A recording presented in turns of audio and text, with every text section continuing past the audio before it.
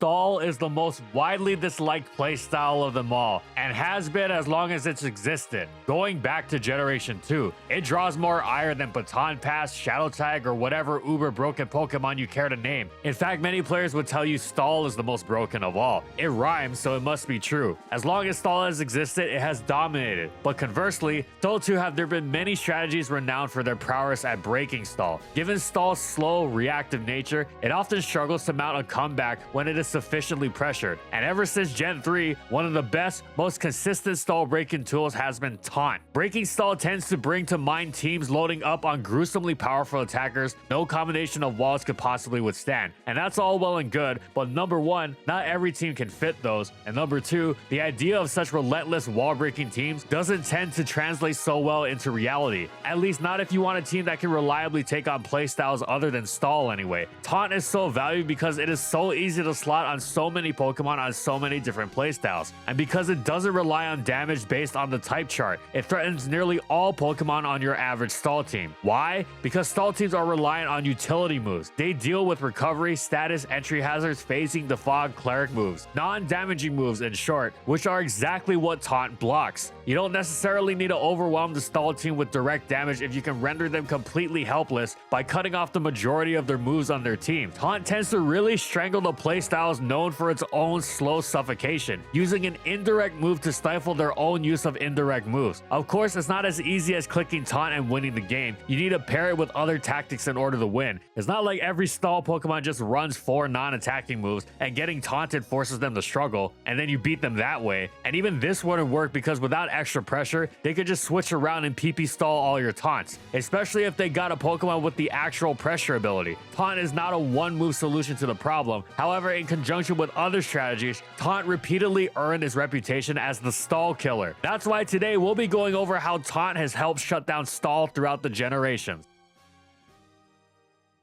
Gengar's great speed, typing, and move pool makes it one of the most difficult Pokemon to answer in advance. Will-O-Wisp is arguably its greatest tool, being immensely difficult to switch into. However, with its lack of stab, instead relying on coverage moves for damage, great coverage to be sure, but coverage it is nonetheless, it thus struggles to exert further pressure on specially bulkier Pokemon with recovery that can withstand status, or that would be the case if not for Taunt, which shuts down all manner of defensive Pokemon attempting to heal off its onslaught. The best example is the quintessential special wall, Blissey. Natural Cure means it can heal off burns, potentially even helping its teammates out with aromatherapy, and Soft Boiled immediately renders Gengar's most common attacks useless, even with sand and 3 layers of spikes. If it's got Thunder Wave, it threatens to instantly, completely ruin Gengar. To beat Blissey, Gengar would have to sacrifice itself with Explosion, run the unreliable Focus Punch, or rely on teammates, none of which are always easy or desirable. But with Taunt, it shuts Blissey down, easily and reliably. Here's how it works. Gengar gets one of its million free turns, scaring out, let's say, Salamence with the threat of Ice Punch. It clicks Will-O-Wisp since it hits everything. There's no Magic Guard or Poison Heal Pokemon around to stop it, while the Tears, Fires, Charizard, and Moltres are afraid of Thunderbolt. So one of the few good answers to Gengar, Blissey, switches in and gets burned. With Sand and especially Spikes in the picture, it's in danger of getting worn down uncomfortably quickly. That huge HP stat doesn't do anything when it's taking 12.5% either way. However, all of those moves we just mentioned, Soft Boiled, Aromatherapy, Thunder Wave, we'll even mention Wish, are utterly useless as it gets taunted. What does Blissey do in return? Well, Ice Beam doesn't do nothing, but it's hardly an immediate threat against standard bulky Gengar, especially with how uncomfortably quickly Blissey is getting worn down if you position yourself well. Sometimes just the threat of taunt is all you need. Blissey doesn't want to waste a turn getting taunted as it attempts to Soft Boiled while burned, so it wants to Ice Beam to get something out of the exchange, and thus you just switch to your Tyranitar as it does so. Now Blissey still hasn't healed and it's getting forced out while you've preserved full health on your Gengar. This makes Taunt Gengar superb at beating Blissey down for the benefit of both itself and its teammates like Zapdos. Gengar is the best at taunting Blissey, but it's an incredible weapon for messing with all manner of bulky Pokemon in a variety of situations. Milotic wants to recover or maybe refresh, with Swampert wanting to try the latter sometimes as well. No chance. Suicune wants to calm mind, rest, or even sleep talk. Denied. Special defense Zapdos wants to rest off that burn or maybe threaten Gengar with Thunder Wave? Nope. Bulky Jirachi wants to wish up? Wish not guaranteed. Gengar's bulk was just too good enough to take a hit or two for pretty much anything defensive that it want to taunt, giving it amazing flexibility. It could even safely taunt defensive Celebi, being able to withstand super effective stab Psychic and Sand in order to prevent the recover from going off. Gengar was far and away Advance's best, most common taunter, invaluable in finding methods of breaking down stall teams' defensive-oriented tactics. Taunt was generally not as popular on other Pokemon, who tended to have less direct use for it than the Gengar Blissey scenario. The fact that Taunt only lasted 2 turns in advance, the turn it was used and the turn after, didn't help matters. However, there were a few other notable users of it. Most famously, Dragon Dance Tyranitar would occasionally find room for Taunt in its 4th move slot. Skarmory was by no means a great answer to boosted Rock Slides, but it could keep T-Tar in check once, maybe twice, by phasing it out and neutralizing the DD threat. However, if Skarm switched in on T-Tar's Dragon Dance and Tar taunted, that would mean a second Dragon Dance for it, and that would very possibly be the game. Taunt Dragon Dance T-Tar was generally seen more commonly in the old days of Advance, so that it could safely set up against the likes of Will-O-Wisp Dusclops as well, but it remained a solid set. In the newer metagame, a different T-Tar set emerged. It was the same as Taunt Dragon Dance, but instead of Dragon Dance, it used Toxic. The idea was that Rock Slide and Earthquake threatened most everything, and you really enjoyed shutting Skarm down with Taunt, but you did nothing to solve the issue of Swampert walling you. Enter Toxic, which ruined not just Swampert, but other would-be answers in Claydol and Flygon. Taunt even helped by denying refresh from Swampert, Claydol, and Milotic. This made T-Tar not just a great partner to physical threats like Aerodactyl, but also an excellent stall breaker in its own right, since it was threatening so much with either Power or Toxic, and Taunt ensured Blissey couldn't try any funny Thunder Wave antics either. Gyarados was also an apt user of Taunt Dragon Dance. Granted, it already had coverage issues with 3 moves, let alone 2, but what Taunt did was allow it to maximize its ability to set up on water types whose Ice Beam it was neutral to, which was its major selling point over Salamence as a Dragon Dancer. Not being threatened by Ice Beam wasn't going to do much if those waters would just Toxic you instead, but with Taunt, they were reduced to setup fodder. Additionally, it prevented Thunder Wave Blissey from acting as a counter, and even bulky Thunder Wave Starmie at that. Of course, it also prevented Skarmory from whirlwinding, but seeing as Drill Peck Skarm would beat Gyarados anyway, and how even no attack Skarm would beat Gyarados and Sand would struggle, it was generally preferred to remove Skarm with Mag anyway. Finally, Skarmory was also a fine Taunt user. It struggled to fit into its moveset at times, but in certain matchups it could be quite strong. Its most apparent advantage was being able to deny other Skarmory, which was certainly nice on fast-paced teams looking for that early metagame tempo, but opposing Skarm tended to get up layers at some point anyway, so it was more of a bonus. A very nice one though, to be sure. Taunt Skarm's main appeal though was dragging in Blissey with Roar and then preventing it from soft boiling off the spike's damage before roaring it out again. This made it excellent as a sort of wall breaker. Taunt alongside Toxic also ruined Refresh Swampert, Milotic, and Claydol.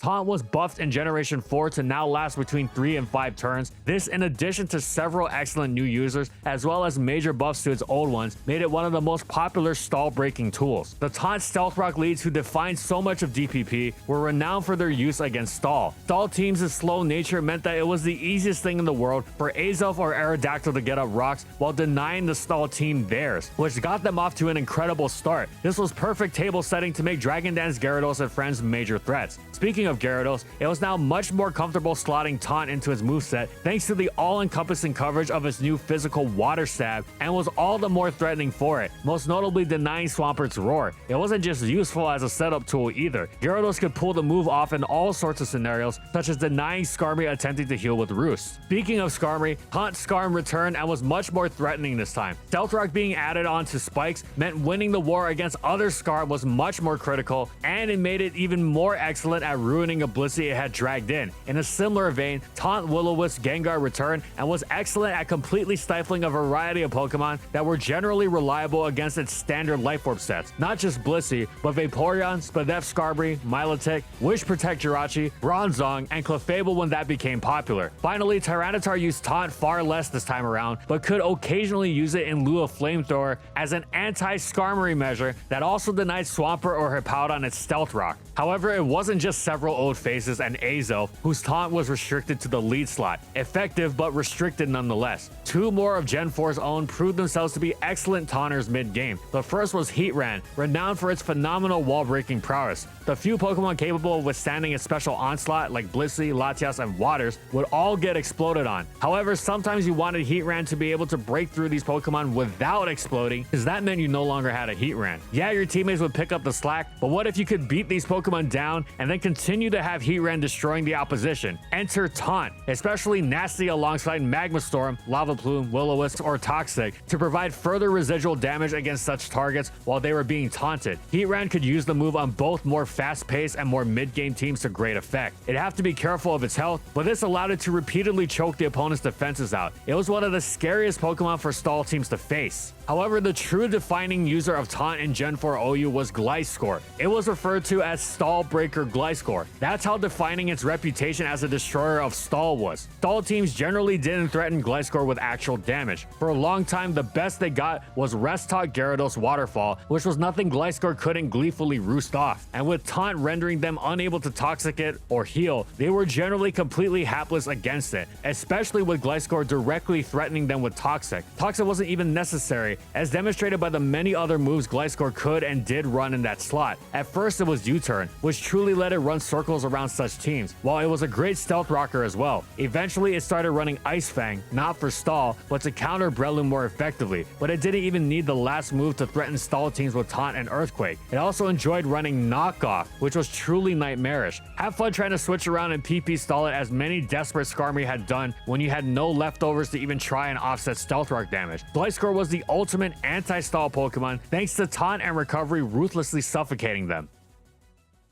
Stall's viability fluctuated throughout the volatile metagame that was Generation 5 OU, but it did have periods of excellence, and once again, Taunt was one of the OU player base's best weapons against such styles. Familiar faces returned. Gliscor was particularly terrific because it now had Poison Heal, meaning it didn't even fear Toxic or Will-O-Wisp anymore, and it healed more damage per turn, making it even more impossible for stall teams to wear down. Magma Storm Heatran, sporting a slight accuracy buff on the move, was similarly ruinous for many such styles. Taunt Skarmory remained highly effective as well. As hazards became more and more prevalent, it was prized not just for its ability to stifle other Scarf, but Ferrothorn as well. Thunders was an effective taunt user throughout Black and White 1 before its ban. It didn't always run the move since Nasty Plot was so monstrous, but it was an effective tool for giving it more flexibility in beating down Blissey, Quagsire, and Gastrodon alike, since the effect was so immediate. Dragon Dance Haxorus was a monstrous anti-stall Pokemon, all ready for its Mold Breaker, ignoring Quagsire's unaware, letting it unleash the full brunt of its boosted attacks, and with Taunt, it prevented Skarmory from whirlwinding and roosting. Most notably though, Deoxys speed and defense, when they were in the tier, were utterly dominant. They so overwhelmed slower playstyles with their inability to respond to their hazard stacking with their own hazard stacking that they wound up getting banned. They were the most terrifying taunters when they were allowed, and before its ban, Life Orb Tornadus Therian wasn't far behind. Yeah, forget healing off those hurricanes, Gastrodon. But arguably the most terrifying user of Taunt in Gen 5 OU that didn't get banned was none other than Mew. Rocking the Taunt Will-O-Wisp set that had made Mewtwo so terrifying in Gen 4 Ubers, Mew was absolutely lights out for any stall team lacking special defense Heatran. Now, Spadef Heatran was on many sand stalls, but all this required was being able to answer Heatran, which you'd need to anyway. And many other sand stalls didn't have Heatran, making them utterly demolished. You know what answers Spadef Heatran quite nicely? Gliscor. The Taunt duo of Gliscor and Mew wasn't even an elaborate stall counter team, as the two were primarily used because they were excellent against the many different offensive threats characterizing the tier. But against stall, it could feel almost unfair if you could provide them with the most basic level of support that was keeping Stealth Rock up. There were other Taunt users in Gen 5 OU, but they were more sparingly used. Given the tier's higher power level that allowed stall teams to be overwhelmed through brute force more easily.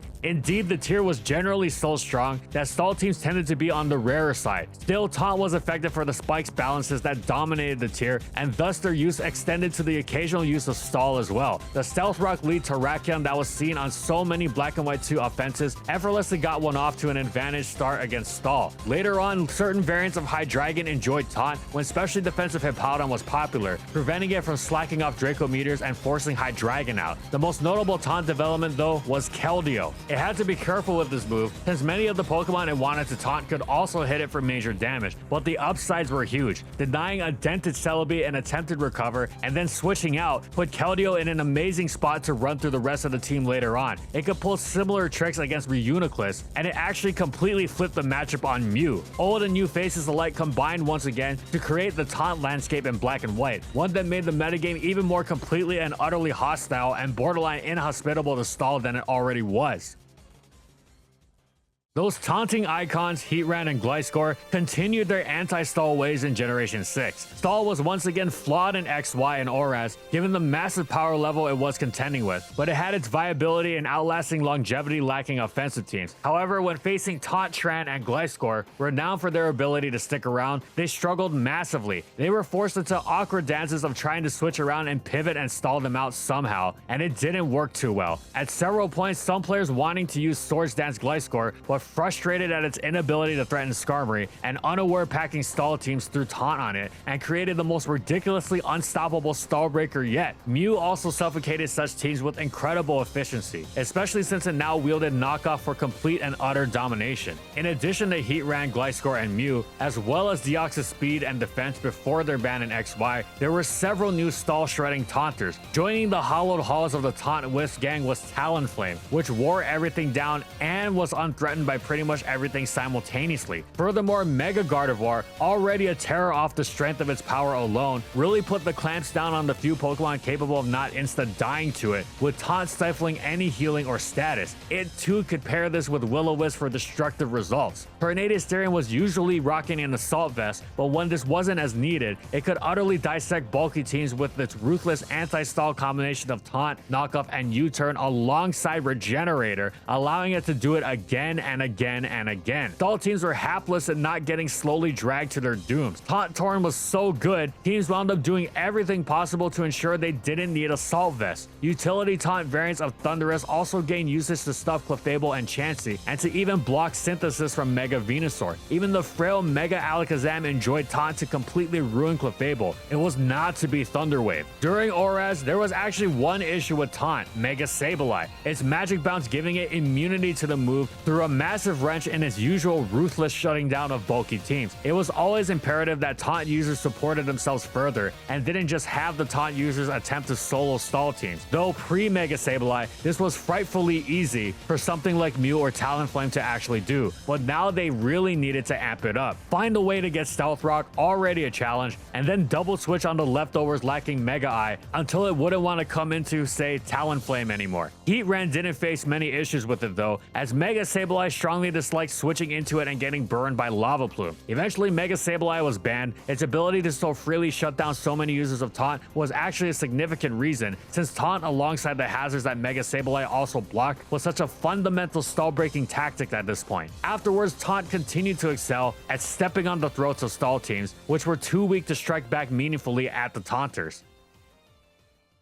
Gliscor, too interested in Swords Dancing or Stealth Rocking, didn't really find itself running Taunt in Gen 7, but plenty of other Pokemon did. During Stall's early dominance, Taunt Magmatran was once again a major threat, as Dugtrio was unable to switch into it safely, with Magma Chip damage bypassing his Focus Sash, and the trap effect preventing Chansey from pivoting out on the Taunt. Stall remained a massive issue because of Dugtrio though. It's why the most reliable stall breakers were the Tapus, Lele, Feeny, and Koko. It was incredibly simple. Feeny and Koko dished out massive damage to everything with Nature's Madness and taunted to prevent recovery. Beautiful. Koko even had U-Turn to completely control the matchup. Tapu Lele didn't even need Nature's Madness. It just destroyed everything with pure damage, and Taunt really hammered Stall's haplessness home. Of course, Tapu Lele had to run Shed Shell to not get Dugtrio'd, but still, it was the anti-stall Pokemon during this dominant early period. Tapu Fini and Koko had to be careful too. Tapu Fini's health dropping left it vulnerable to Tectonic Rage, while Dugtrio eventually began running Scarf for Tapu Koko, but they were generally effective. Then Arena Trap was banned. Stall remained a viable style, but with greater freedom of Heatran and the Tapus, the move continued to threaten the playstyle greatly. Furthermore, upon exploding in the usage in Ultra Sun and Moon via newfound access to the fog, Tornadus appeared to utterly run circles around stall teams again. They not only couldn't hurt it, they couldn't even wear it down, since Tornadus T can never be KO'd by Stealth Rock thanks to Regenerator. Tapu Fini sometimes really leaned into the stall killer angle by using Whirlpool, ensuring that switching around it as stall teams so often relied on was not an option, and whatever switched in would get slowly beaten down. Its more standard sets remained particularly excellent in Ultra Sun and Moon because it had also gained knockoff, putting even more relentless pressure on stall, whose only recourse was to desperately try to outlast it. Taunt was rarer in Gen 8 OU. It was somewhat akin to Gen 5 in that there was plenty of pressure put on stall without needing to taunt, and thus familiar taunters like Tapu Lele, Tapu Koko, and Tornadus Styrian didn't find themselves using the move nearly as much. Other great OU Pokemon with taunt, like Weavile and Zeraora, didn't find much use for the move either. Their movesets were already crammed to the brim with excellent options that didn't truly need the extra help. However, others remained constant, as once again, Heatran appeared to Magma Taunt its way through defensive teams. Tapu Fini also had new life to its taunting game, as it could now pair the move with Calm Mind, which alongside boosted stab Draining Kiss made it effortless at both preventing stall from executing its own plans and allowed Tapu Fini to just get stronger and stronger until it could sweep. Perhaps the scariest taunter though was another old familiar in Mew, who remained excellent for the same reasons, except now it was packing spikes. A Pokemon this fast, bulky, running knockoff taunt, roost, and spikes? Who needs status? Taunt and knockoff get the usual job done themselves, and now you can't even switch around it effectively because it's Spike King. And your options are even more restricted because your heavy duty boost Pokemon don't want to come into it for fear of knockoff. The absence of Poison Heal Gliscor made both Mew and Heatran particularly brutal to face, free to spam their best sets without one of the few Pokemon really capable of tanking them on. Mew in particular was basically cosplaying a faster version of Deoxys defense in OU. Stall teams were heavily flawed, but on the occasion they did show up, such sets really made them rue their existence.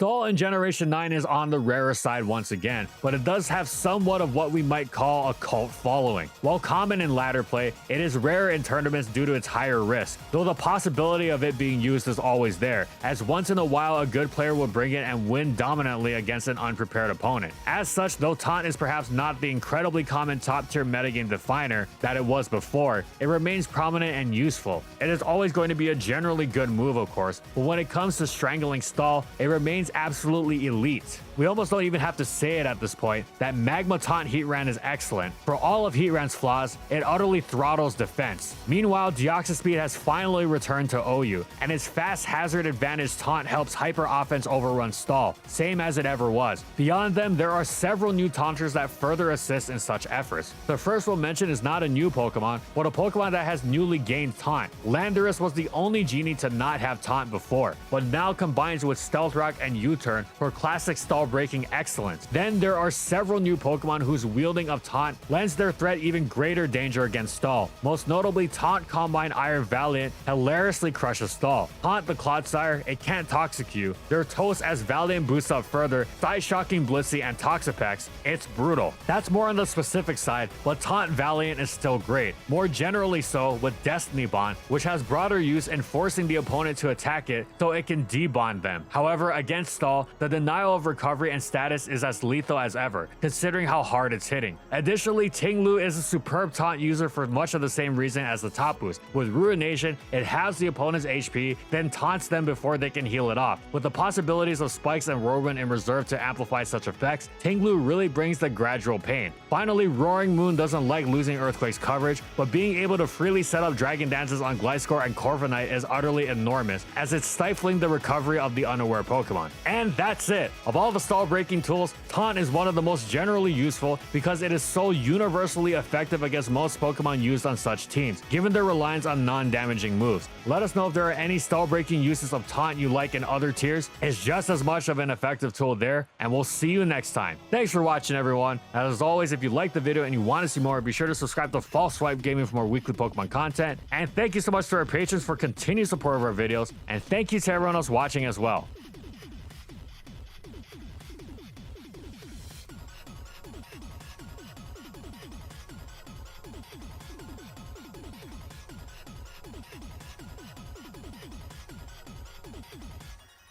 And thank you so much to our Platinum patrons. Thank you to Alex Sable, Anthony Belval Renault, Bingleton, Daniel Isbeast, Funky, Glitcherton, Howl, Jack G, Lord of the Rabbit, Pretzel SP, Raven Daytona Ring, Ray Ray, Skylaria, Soares and Croxon, Shiwei Miji, and Stoneface Colin for their major support of our videos. and follow my crew on these social media platforms. And that's all I got. See you next time, everyone.